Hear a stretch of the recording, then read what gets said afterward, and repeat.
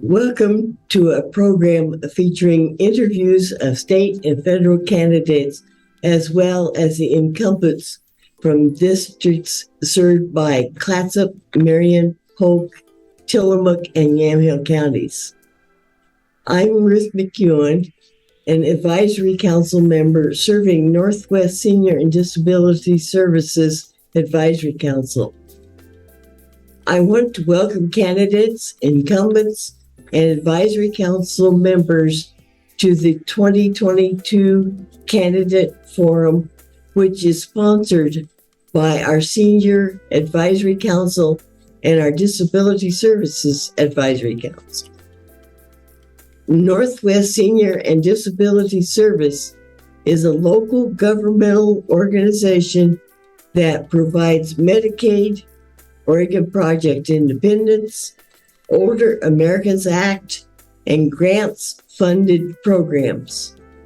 The mission of the Northwest Senior and Disability Services is to promote dignity, independence, and health, honor choice, and empower people.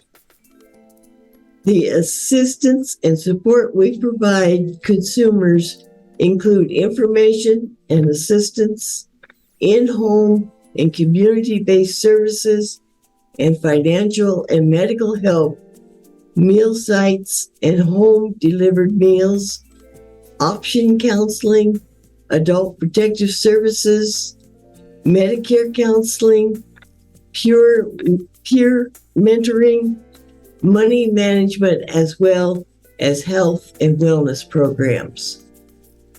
Because of the number of state legislative districts that our service area covers, we have invited a large number of candidates to be interviewed.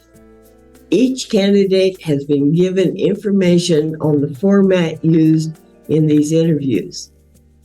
Each candidate will be introduced by a member of the advisory councils. Then each candidate will have the opportunity to answer questions which will be timed. That way you, the viewer, can compare apples to apples.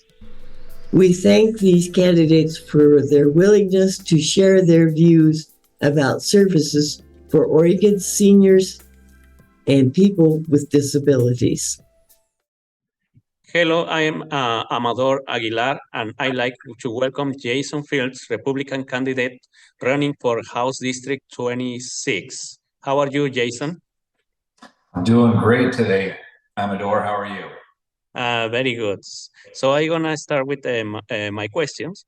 So tell us about your platform and experience, what you would like to encourage a senior or person with disabilities to vote for you. Well, I tell you what, I'm a lifelong Oregonian. I was born and raised right here in actually Portland, Oregon. I grew up in Park Rose area. And anyways, my wife and I, we live out in Newburgh right now, and we own a couple of small businesses and a couple of small timber properties. I've got a daughter and a couple of grandkids. My grandmother's still alive. She's living in a mental care facility. But look, I tell you, the reason why I am running is because I want to make sure that we take care of our seniors. And one of the things I want to do is freeze property taxes for seniors. My wife's grandfather purchased a home in the 50s. He paid $8,000 for this house. And by the time he had to move into a care facility himself, granted, he was 98 years old at the time, his property taxes were more than $8,000 per year. It's not sustainable. I think that we've got to help our seniors control their cost of living by making sure that when they turn 65, they know exactly how many dollars are coming in and how many dollars are coming out. And I'll tell you another story. My grandparents, they retired in 1988, and they retired on $1,200 combined, and somehow they managed to save $134,000. And they did this because they slept on the same mattress for more than 50 years. And my grandfather, he wore the same overalls for more than 20 years. And anyways, when they were well into their 80s, almost 90 years old, they both got sick. They both needed help from the state. But because they had never spent any money on anything in their whole lives, they had too much money to receive help from the state. I think that's wrong, and I think that we need to do a better job of taking care of our seniors. Another thing we got going on is we have these tolls.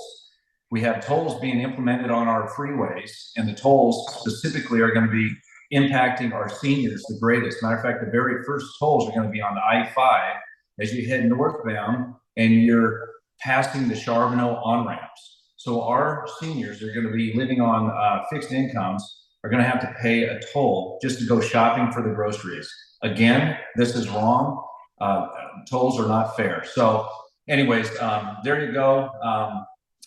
That's the reason why, some of the reasons why I'm running. Thank you for your response. So, Jason, our next question is, tell us what you know about OPI, and how it improves the lives of seniors and people with disabilities. Well, here's the thing. I know that OPI is, it helps seniors with disabilities. It helps them by having people be able to come in and do wellness checks for them, maybe deliver meals, possibly medications, maybe light housekeeping. And the biggest part, again, it allows our most vulnerable, our old seniors and people with disabilities to stay in their homes that they know and they love, which actually costs the state and them less money. And so, anyways, that's what I believe. That's what I believe you guys do. That's really interesting. Our next question is, how will you prioritize state funding, including funding that is matched with the federal funds, such as Medicaid, for services to an increasing senior and people with disabilities population? Well, currently we have 3 types of assessments, okay? And these are a match for Medicaid, and these include assessments on hospitals, long-term care facilities, and ambulance companies. And those dollars are used to match 3-for-1 on Medicaid. And here's the thing, is we could expand that to 16 other groups, such as physician groups, outpatient groups, and pharmaceutical groups like pharmacies. And this could generate revenue and serve the expanding population of people that are going to be in need.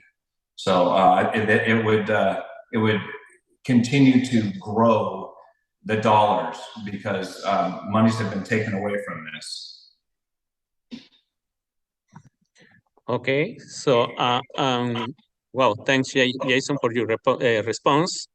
So the next question is, during the time of increased risk of homeless and food insecurities, what will you do on a state level so that seniors and people with disabilities no longer face the lack of accessible, affordable housing and receive appropriate nutrition?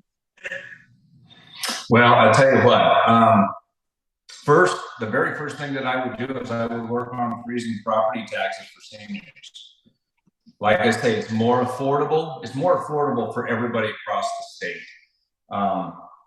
And that is one of the largest things that can help control the cost of living for seniors.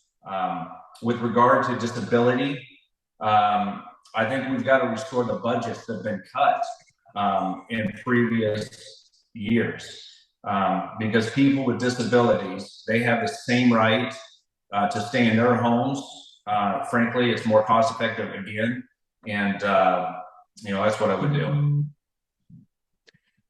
Great. Moving on, what would you do as a legislator to address the behavioral health issues that have been brought on by health issues and insulation related to the pandemic? Well, I think what we should have done anyways is we should have done an immediate assessment, okay? of what it would take to take care of our disabled and senior communities. I will tell you, I would not vote for an isolation, but if that was the only alternative, if we had to vote for isolating our seniors, I'd make sure that they had a way of communicating with their families, make sure that they've got internet services, and some way that they've got to be able to have their family be able to communicate with them. So that's my answer.